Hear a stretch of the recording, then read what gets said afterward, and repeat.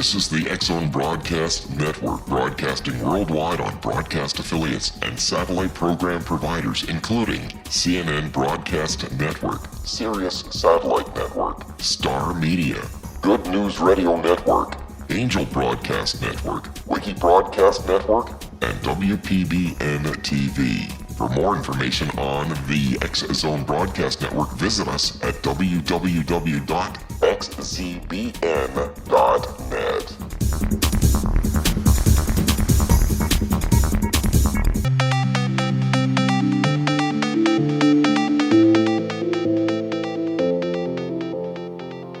Welcome everyone to Too Good to Be True, and of course thank you to all the listeners. Are you ready for an unexpected show about Earth spirits? Before we start getting into details, let's just briefly talk about psychic insight and how we apply it. We choose a subject and research it, and based on that research, we determine what we think needs to be explained by creating a series of questions. Then Justina provides psychic insight to answer those questions. At the end of the process, we have psychic insight into a subject. At that point, it is a question of individual belief. Now let's go through the disclaimers. Here are the disclaimers. Neither of us claim to have any expertise in any subjects that we discuss. We relate information we find through research in the psychic insight. We are always delighted to hear from the listeners. The show only lasts an hour. We don't have the time to present exhaustive research on any topic. This means that there will be information that we do miss. We want to provide a basis for the psychic insight. We don't care if a theory turns out too good to be true, as the show name suggests. We are only interested in finding out more of the truth about topics. Spirit can only relate insight that is appropriate for our time in history. Free will cannot be affected.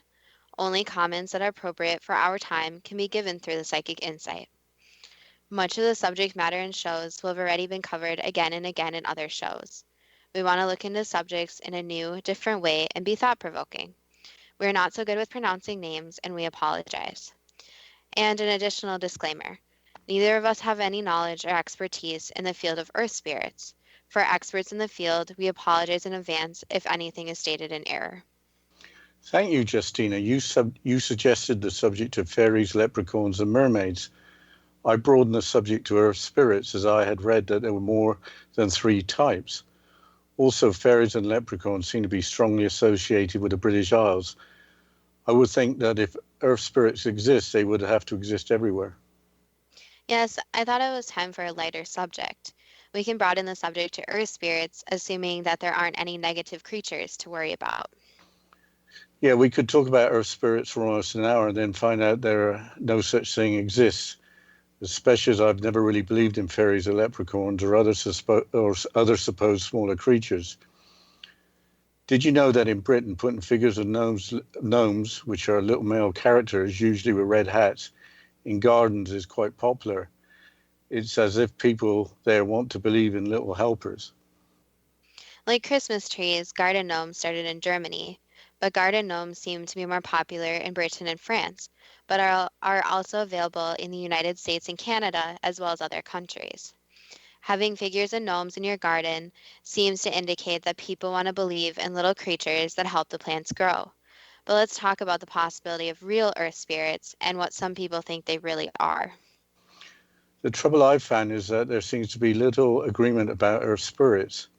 The late psychic Sylvia Browne, who received a lot of criticism, has some pretty clear statements about earth spirits. Her descriptions seem hard to believe, though. Different spirits live on different levels of creation as follows. Level 1, fairies, nymphs, sprites, and devas. Level 2, gnomes and elves. Level 3, giants and dragons. Level 4, unicorns and flying horses. Level 5, centaurs, cyclops, goblins, and sorcerers. She also includes levels 6 and 7, but these levels don't include earth spirits. We will talk later on what some of the names mean. That's a lot of different spirits. I'm not sure I can believe that all these exist, especially unicorns and flying horses. Yeah, this is getting outside of my comfort zone a little. Let's move on to other sources that don't sound like a fantasy movie. According to the Crystal Links website, earth or natural spirits, as they are referred to, are as follows. Quote, In mythology, nature spirits or deities are composed of etheric matter. Their job is to build and maintain the plant kingdom while working in conjunction with the devas and elementals. They are said to have been here since the beginning of time, having created a landscape of reality, which we return to for different reasons as guided, unquote. So there are 4 terms introduced here: deities, etheric, elementals, as well as devas. The subject seems to be complicated right from the get-go.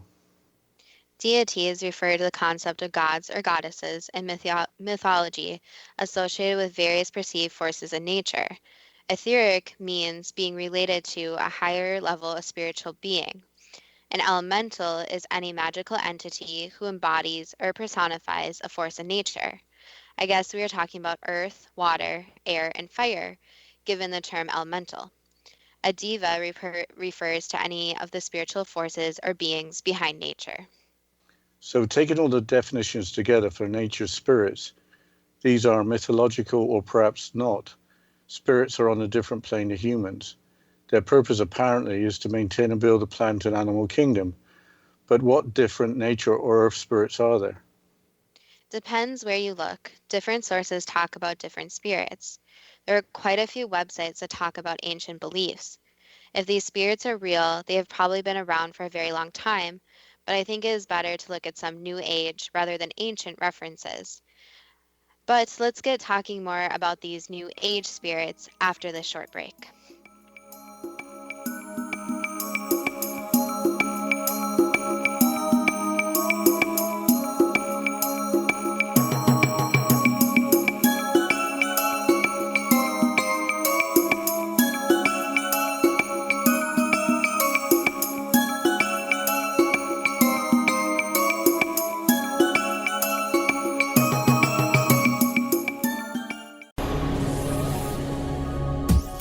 This is the X-Zone Broadcast Network, broadcasting worldwide on broadcast affiliates and satellite program providers, including CNN Broadcast Network, Sirius Satellite Network, Star Media, Good News Radio Network, Angel Broadcast Network, Wiki Broadcast Network, and WPBN TV. For more information on the X-Zone Broadcast Network, visit us at www.xzbn.net.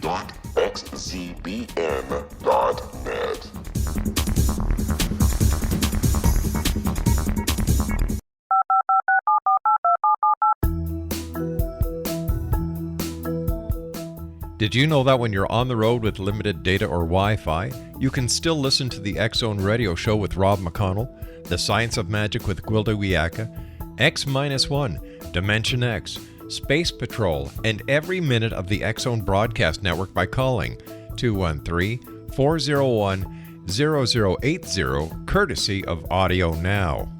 No smartphone, app, or internet needed. It saves your data plan and it's free if you have unlimited minutes.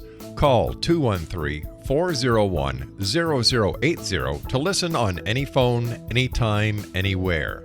Remember 213-401-0080 for the best of the paranormal, parapsychology, and sci-fi radio programming anywhere, 24/7, 365.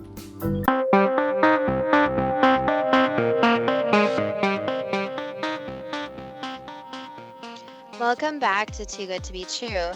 And before the break, I was just discussing about New Age and the difference between the New Age rather than ancient references. And going along on this topic, I think that New Age began in the 1970s. There certainly was a cultural shift at that time, especially among younger people. Dad, you almost look like a hippie in the 1970s in old pictures. I think I look quite normal for the time. There was a culture shift for sure, but I'm not sure what New Age means, except for a category in a bookstore. But according to dictionary.com, New Age is as follows, quote, of or relating to a movement espousing a broad range of philosophies and practices traditionally viewed as occult, metaphysical, or paranormal, unquote. I checked a few websites which could be described as New Age and found that little consistency between descriptions existed, with in some cases elementals and nature spirits overlapping. Some websites had more beings than you could easily count listed in them. to cover land and sea, I think it's best just to talk about fairies a little now, and then mermaids later. Yes, as mentioned, I originally wanted an episode on fairies, mermaids, and leprechauns, so we can continue with fairies. Fairies, of course, are pictured as miniature female-looking creatures with wings, which makes them able to fly.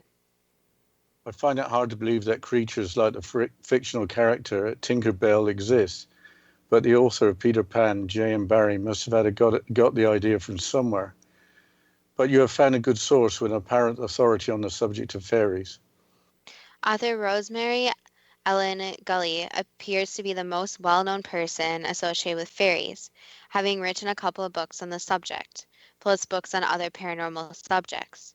According to the promotional material for the book, Fairies, Mysteries, Legends, and Unexplained Phenomenon, she presents fairies as real beings who exist in their own realm and have genuine interactions with human beings. According to the same author in the book Fairy Magic, all about fairies and how to bring their magic into your life, she claims that there are several different types of fairies, including household fairies, garden fairies, fairies of nature, and planetary fairies. Apparently, you can learn to communicate with fairies. How do you bring fairies into your life? Without having read the book, but I've read some reviews, it apparently involves use of meditation. If creatures like fairies are helping the planet, it'd be worth contacting them, but to help when they have to exist on the Earth. But I found the website Wheels of Light, and it explains that fairies live in a parallel universe to ours, close to Mother Earth. I will quote from the article. Our ancestors knew that everything was made up of energy and that the earth was part of us. Look for fairies in the wild or create dwellings for them around your yard. Watch for signs that they are inhabiting spaces like clover, mushrooms, dragonflies, butterflies, and animals, especially dolphins and frogs. They bring good energy to the earth. They only need you to believe in them. Our believing will help make their huge job of healing Mother Earth easier. They will teach you to pay attention to our planet and bring more playful things into your life.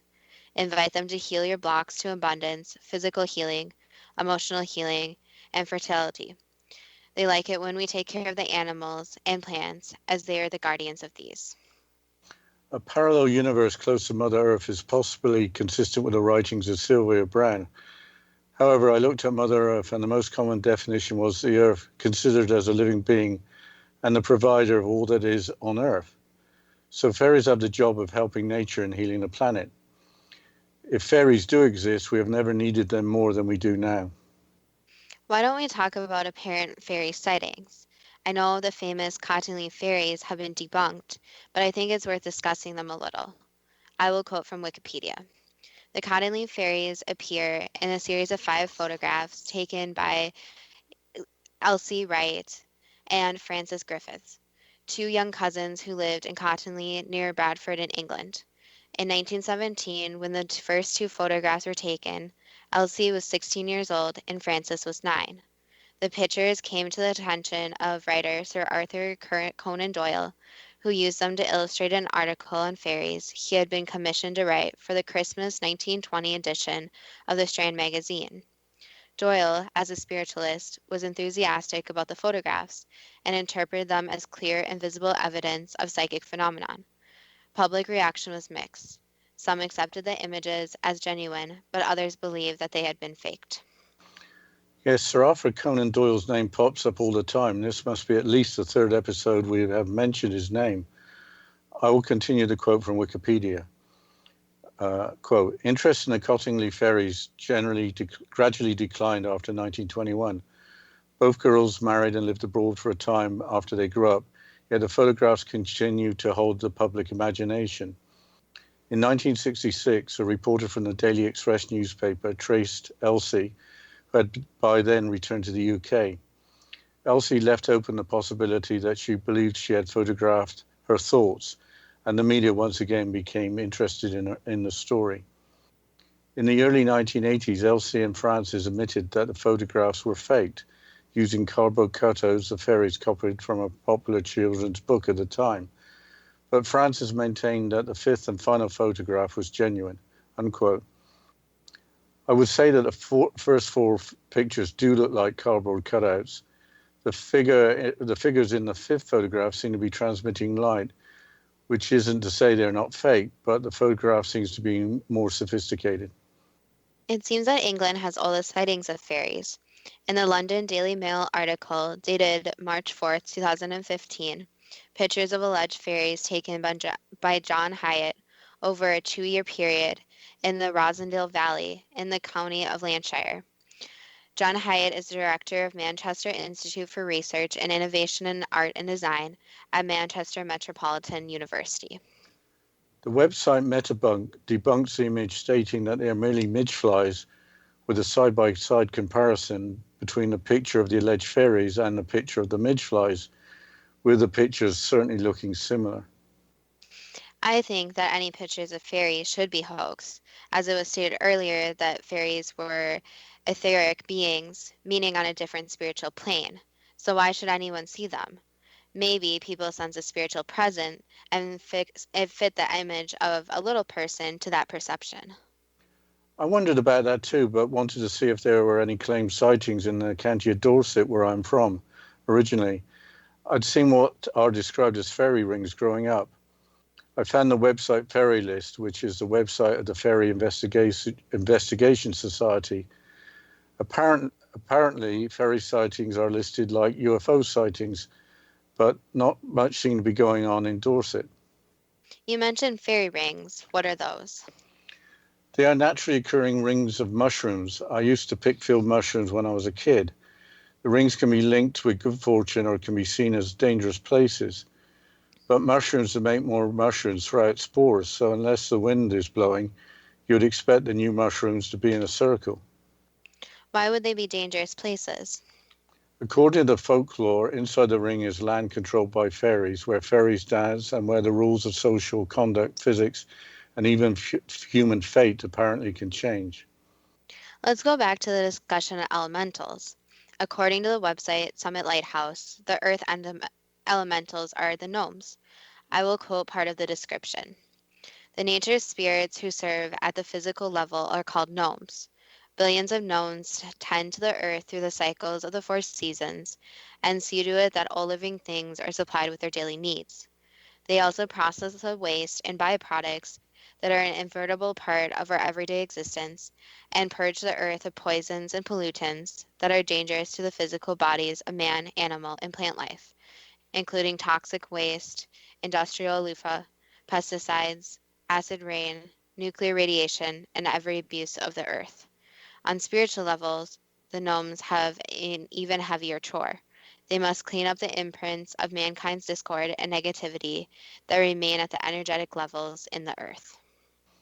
The next elementals are the undines. Here is their description of these water elementals as included in the same website, Summit Lighthouse. Quote, the elementals whose domain is the water elements are known as undines. These beautiful, supple, mermaid-like beings are subtle and swift in their movements and can change form rapidly. The undines control the tides and have much to do with the climate, as well as oxygenation and precipitation. The undines also cleanse waters that have been poisoned by sewage, industrial waste, chemicals, pesticides, and other substances. They work ceaselessly to heal the polluted seas as they recharge the electromagnetic field of the waters with currents of the spirit. Their bodies are conductors of the cosmic currents resounding through the chambers of submarine life. The undines cleanse not only the physical waters, but also that aspect of the mankind's life that relates to the water element, our emotional and subconscious world. They carry on their backs the weight of mankind's emotional pollution, feelings that are not of peace, such as anger, emotional abuse, unloving speech, selfishness, anxiety, and indulgence, unquote. So mermaids are apparently included in this source as the water elemental. I will quote the description of sylphs, spelled SYLPHS, the air elementals, again from the same website, Summit Lighthouse. The sylphs tend to the air element, directing the flow of air currents and atmospheric conditions. They purify the atmosphere and aerate every cell of life with the sacred breath of the spirit. They are bearers of the life-sustaining prana that nourishes all living things.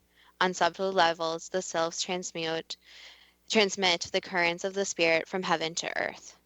The sylphs often have thin, ethereal bodies that transform gracefully into myriad shapes as they soar through the air. Sylphs are able to travel at great distances very quickly, and giant sylphs can actually span the skies and then penetrate the earth, the water, and the fire elements. Like giant transformers, sylphs conduct the currents of the mind of God onto the mind of man. They also work to purify the air of pollutants, everything from car exhaust to toxic fumes emitted from factories and other industrial processes, before they can pollute the water and the earth. The air element corresponds to the mental level of existence, and thus the sylphs also have the job of purifying the mental plane. The mental plane can become polluted by negative thoughts that feed hatred, anger, racial prejudice, religious bigotry, resentment, pride, ambition, greed, jealousy, and other poisons of the spirit. The next elementals are the salamanders. Here is a description of these fire elementals from the same source. Again, the website Summit Lighthouse. I probably won't get through all the quote before the break, but please interrupt me, Justina, when we're getting close. The fourth group of elementals work with the fire element and are called salamanders.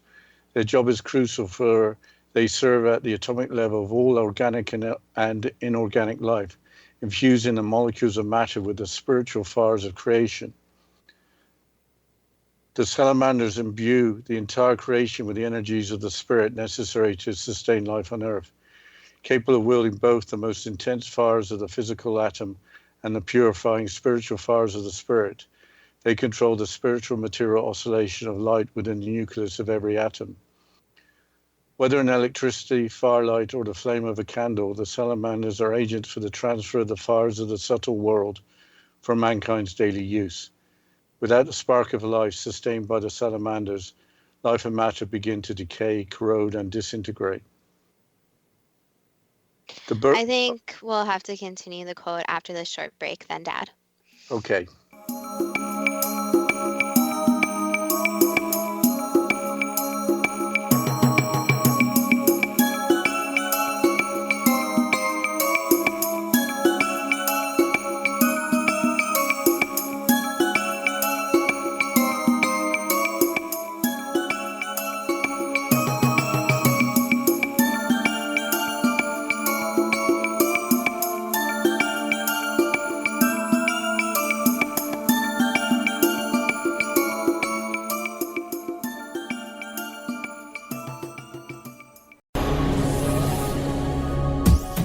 This is the X-Zone Broadcast Network, broadcasting worldwide on broadcast affiliates and satellite program providers, including CNN Broadcast Network, Sirius Satellite Network, Star Media, Good News Radio Network, Angel Broadcast Network, Wiki Broadcast Network, and WPBN TV. For more information on the X-Zone Broadcast Network, visit us at www.xzbn.net.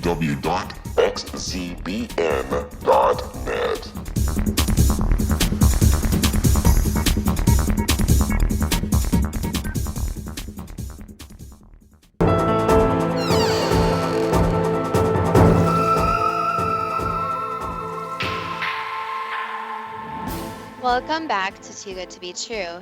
And before the break, Dad, you were talking about the salamanders, and this is from the website Summit Lighthouse. So, Dad, can you please continue with the quote? Yes. The burdens upon the salamanders range from the weight of mankind's hatred to irresponsible uses of nuclear energy. Were it not for the fiery salamanders absorbing and transmuting the huge conglomerates of negativity over the large cities of the world, crime and darkness would be much more advanced than it is today. The very sustaining of life, the air we breathe, the food we eat, the water we drink, is something most of us take for granted. Yet at the most basic level, we are utterly dependent on the selfless service of the nature spirits. The miracle of life is the miracle of the gnomes, sylphs, undines, and salamanders. Unquote.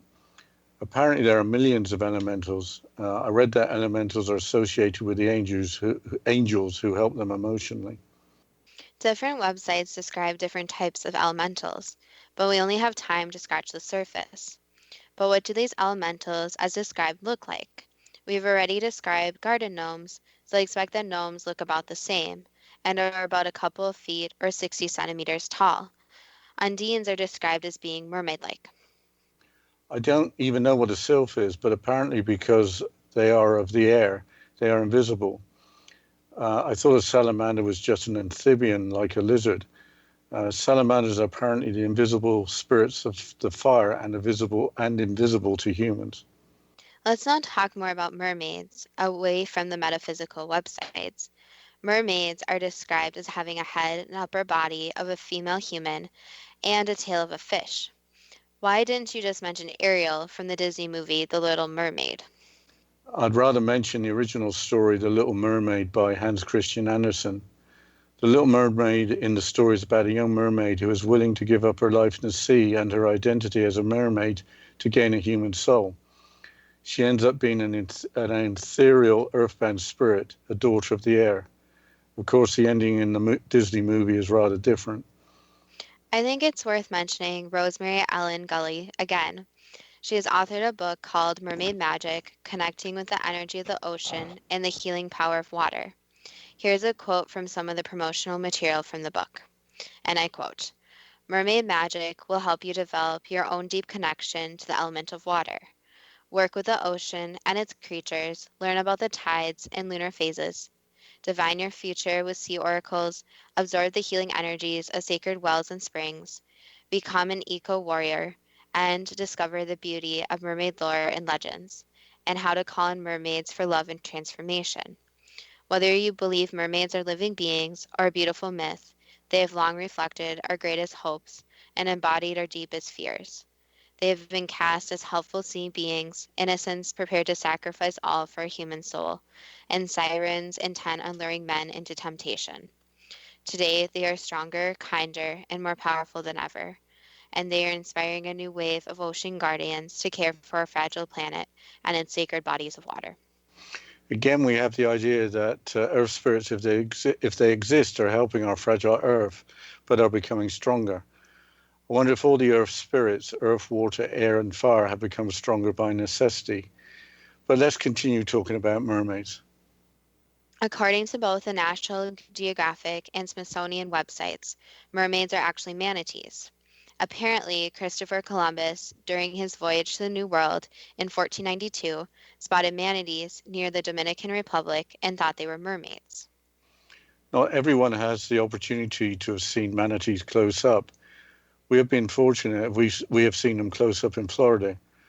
Manatees are large marine animals that eat plants. They have egg-shaped heads, flippers, and a flat tail. Manatees typically weigh 880 to 1,200 pounds or 400 to 550 kilograms. Length is typically 9.2 to 9.8 or 2.8 to 3 meters. The females tend to be larger than the males. Though they may seem like cumbersome creatures, manatees can swim quickly and gracefully. Their closest relatives are the elephants. Manatees stay in rivers, seas, and oceans along the coast of several countries, including the United States and the Southeast. There are also South American and African manatees. Manatees are at the risk of extinction. They are very vulnerable animals, and they are often hit by ships' propellers and maimed and killed. Florida has only about 6,600 manatees left. Yeah, these creatures really aren't a threat to anyone. Why don't people care more about them? Mankind is their biggest threat to survival. There are also stories about mermen as well as mermaids, but mermaids in some mythologies are feared as they apparently would lure sailors to their death. There is an account of a fairly recent alleged mermaid sighting from the website Live Science. It doesn't appear that this mermaid was interested in homicide, though. And I quote, "Modern mermaid reports are very rare, but they do occur. For example, news reports in 2009 claimed that a mermaid had been seen sighted off the coast of Israel in the town of Kiryat Yam. It, or she, performed a few tricks for onlookers just before sunset, then disappearing for the night. One of the first people to see the mermaid, Shlomo Cohen, said, end quote, "I was with friends when suddenly we saw a woman laying on the sand in a weird way. At first, I thought she was just another sunbather, but when we approached, she jumped into the water and disappeared. We were all in shock because we saw that she had a tail." The town's tourism board was delighted with their newfound fame and offered a $1 million reward for the first person to photograph the creature. Unfortunately, the reports vanished almost as quickly as they had surfaced, and no one ever claimed the reward. I think we should move on to leprechauns. Were leprechauns just dreamt up by the Irish Tourist Board to get more visitors, or does their history go back a long way? You don't seem to be taking leprechauns very seriously. Maybe you haven't found your pot of gold at the end of the rainbow. Yeah, it's tough getting to the end of a rainbow, and I always thought it was a crock of gold, which I haven't found yet. Here is a quote from Wikipedia describing leprechauns. Quote, "A leprechaun is a type of fairy in Irish folklore. They are usually depicted as little bearded men wearing a coat and hat who partake in mischief. They are solitary creatures who spend their time making and mending shoes and have a hidden pot of gold at the end of the rainbow. If captured by a human, they often grant 3 wishes in exchange for their freedom," unquote. I can find plenty of references about the folklore of leprechauns, including that leprechauns are tricksters and not to be trusted. But from the metaphysical angle, a leprechaun is a type of fairy living in Ireland with a lot of personality.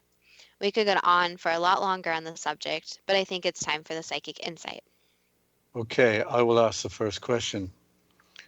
Why do the people of Britain and other countries put figures of gnomes in their gardens? So it's basically more as a protection factor. So it's having something looking over the garden when they are not there. Are there 7 levels of creation below mankind's level, as described by Sylvia Browne? Yes and no. So some of her information was correct, but some of it was more expounded on. Do earth spirits include fairies, nymphs, sprites, and devas, as well as other creatures, including giants and dragons, that Sylvia Browne describes? Do these actually exist?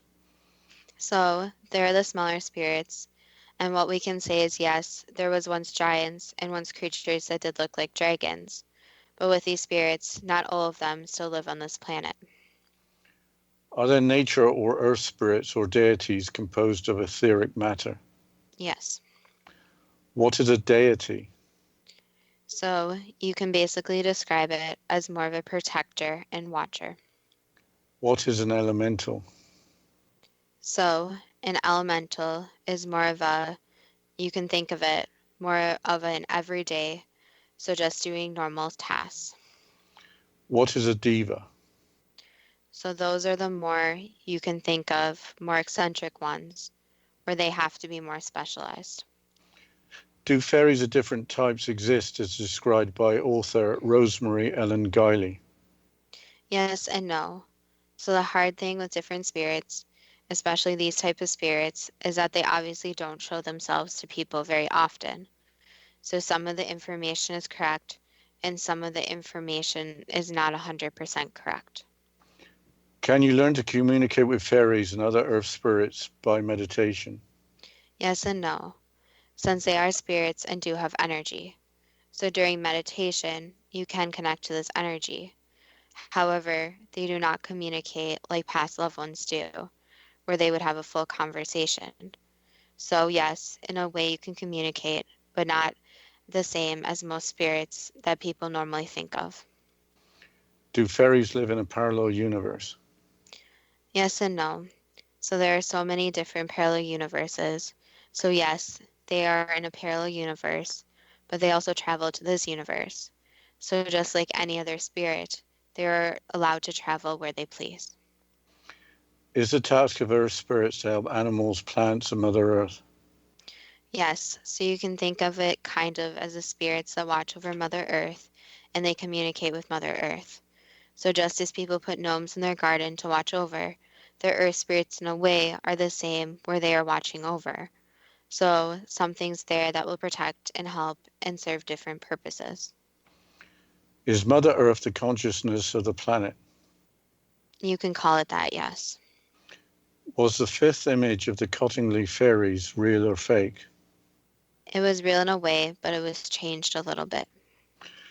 So the claim by Francis Griffiths that the 5th image was real was correct?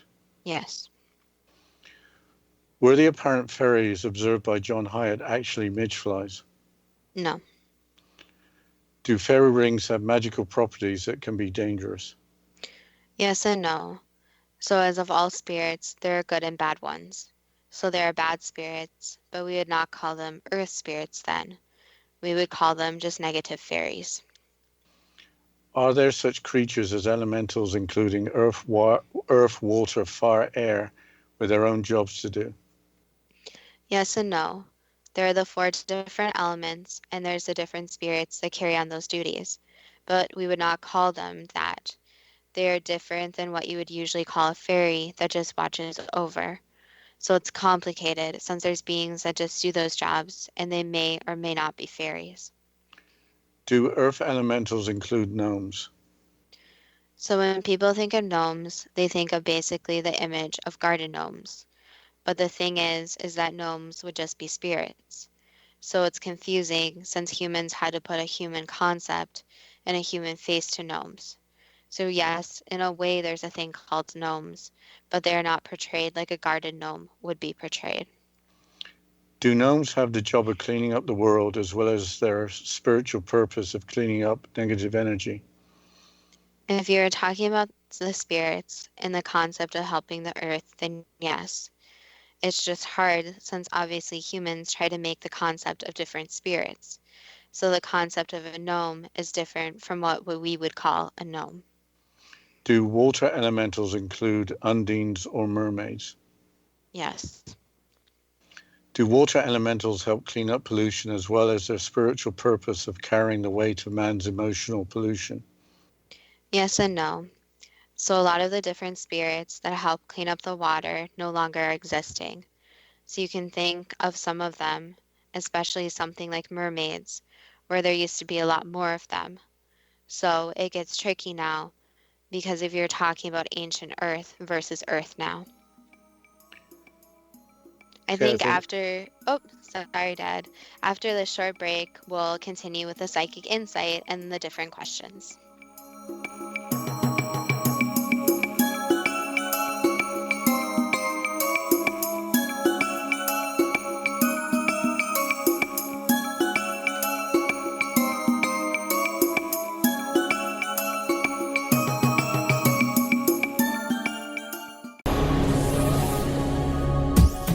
This is the X-Zone Broadcast Network, broadcasting worldwide on broadcast affiliates and satellite program providers, including CNN Broadcast Network, Sirius Satellite Network, Star Media, Good News Radio Network, Angel Broadcast Network, Wiki Broadcast Network, and WPBN TV. For more information on the X-Zone Broadcast Network, visit us at www.xzbn.net.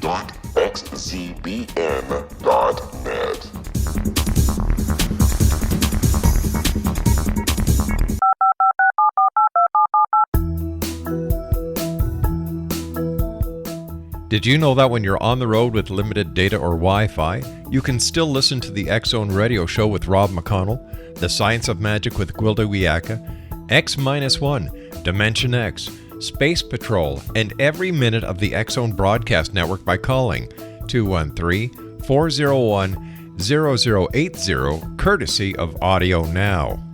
No smartphone, app, or internet needed. It saves your data plan and it's free if you have unlimited minutes.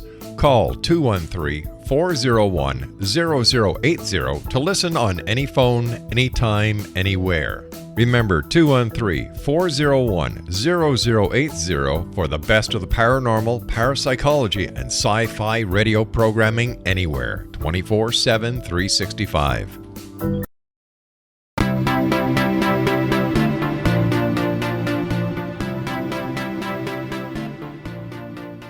Welcome back to Too Good to Be True. And before the break, we were going through the psychic insight, the questions, and the answers. So, Dad, can you please continue on with the questions? yes, we were talking about the elementals and we came to mermaids. And the next question is, so on Earth now we don't have mermaids. So, there may be a couple that might come from different places, but overall, no, there's no mermaids. Usually, when people see mermaids, it's a sighting of something else in the water, such as a manatee or a dolphin. Do air elementals include sylphs? Yes. Do sylphs clean up the air as well as their spiritual purpose of purifying the mental plane? So with the air, there's more to it too, since air is obviously needed for humans to breathe. So they're also in charge of helping with making sure the oxygen levels are correct for human survival. Do fire elementals include salamanders? Yes. Do salamanders help maintain life on Earth as well as their spiritual purpose of supporting life on Earth? Yes, and again, it's hard because these are human names given to them. So we're just grouping the spirits that help with these certain tasks into these categories. So this may include basically the spirits. Every so-called creature is given a human name, while they are both basically all spirits, if that makes sense. In researching this subject, there seemed to be a free-for-all for how these spirits are ordered and named. So some of mankind seem aware of these spirits, but do not seem to understand them. Is that correct? Yes. Are Earth spirits getting stronger and kinder? So the problem is that obviously when human civilization changed, the beings that could visit and the spirits that could visit changed as well. So with the concept of mermaids, we don't want to disappoint anyone, but no, the answer would be no. Are there millions of elementals that are supported by angels? So we would say that yes, but they support each other. So the angels are a different type of spirit and they will help each other. I think you've already told us this, but were manatees mistaken for mermaids? Yes. What can we do to better protect manatees? Basically, making sure the water is clean and making sure that people don't disturb them in their natural environment. So, since manatees are very ancient creatures and have been around for a long time, they need to have their environment pretty consistent. So, not moving homes into that area and not dumping pollution, and obviously not putting them into captivity if they're living in the wild just fine. Was a mermaid sighted off the coast of Israel in 2009? No. Is there such a creature as a leprechaun? So again, this is a human concept. So if you're asking if there's something that goes and steals a pot of gold over the rainbow, then no. Is there a pot or crock of gold at the end of the rainbow? Rainbows are of a nature and do not have pots of gold. Are leprechauns mischievous tricksters? In human concepts, yes, but in real life, they don't exist. What do we have to learn from Earth spirits? That the earth is a lot more complicated than humans realize, and that basically there's a lot more out there than what we can actually see by the human eye. So the earth is very complex, and the different processes that go together so that humans can survive and animal and plants can survive is very, very complicated.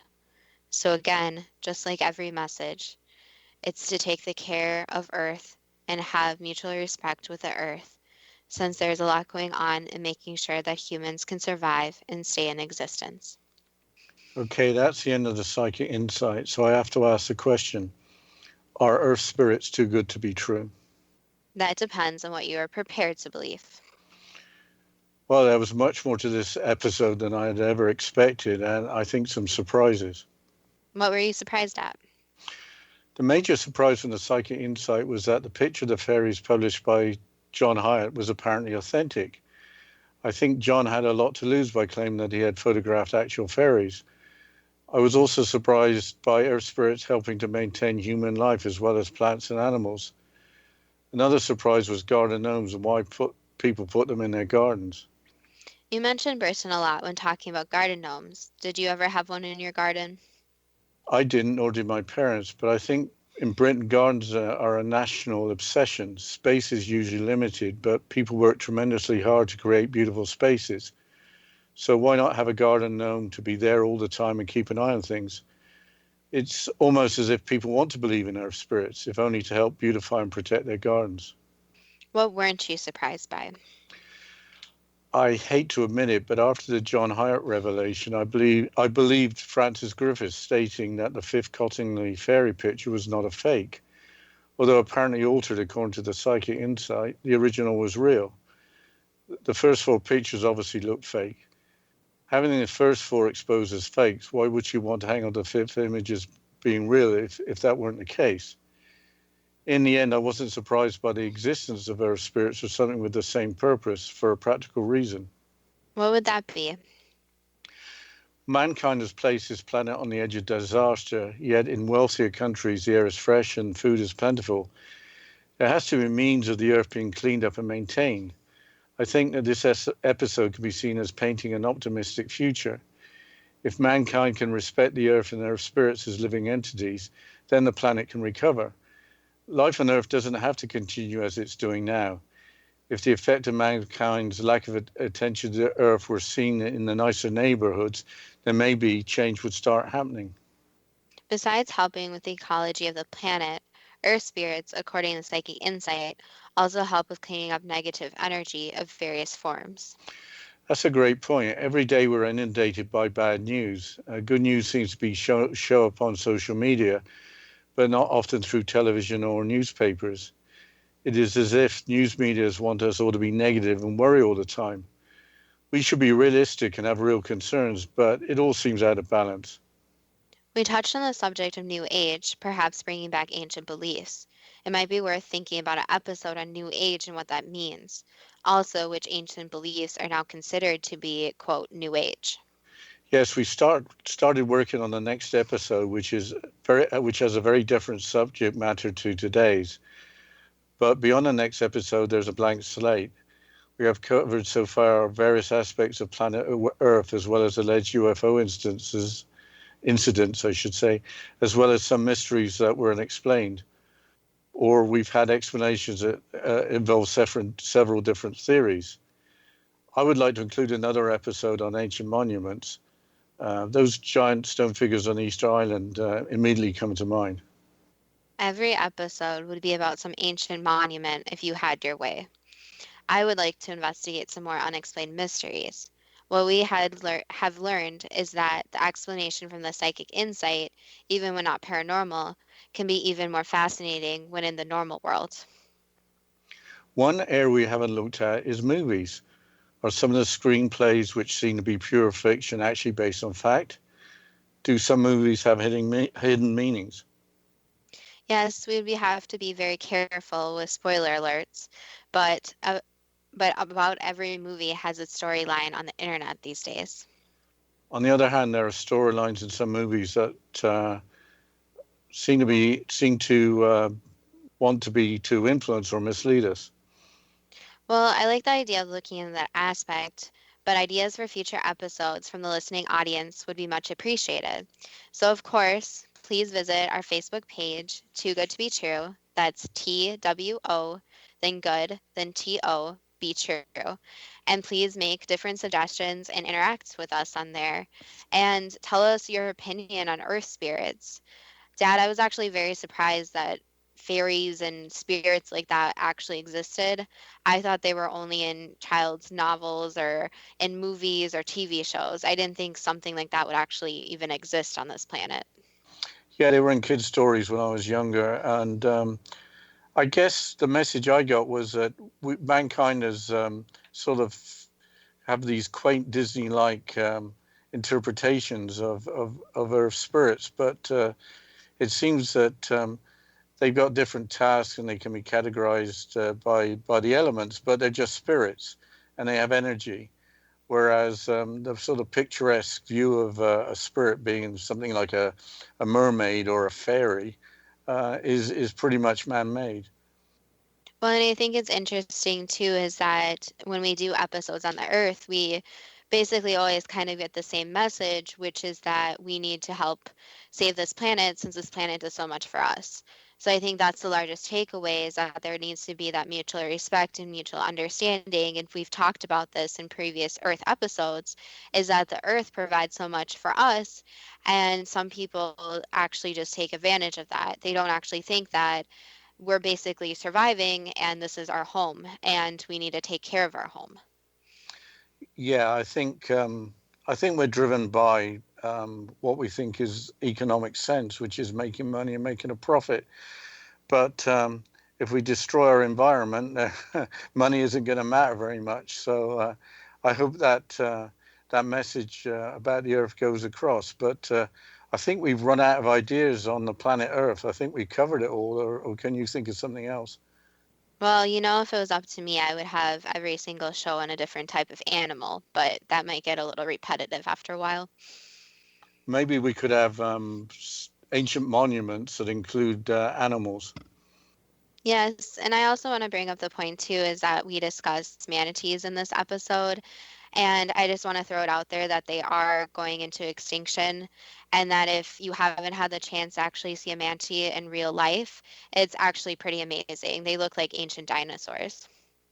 Yeah, and they're such gentle creatures. I mean, they're so huge, and yet they're so delicate, or they seem delicate. I guess they're not that delicate, but they're delicate in terms of being hit by ships or propellers. But they're just so gentle, and I think it's a real experience seeing them in the wild. Well, of course, thank you to all our listeners, and thank you for listening to today.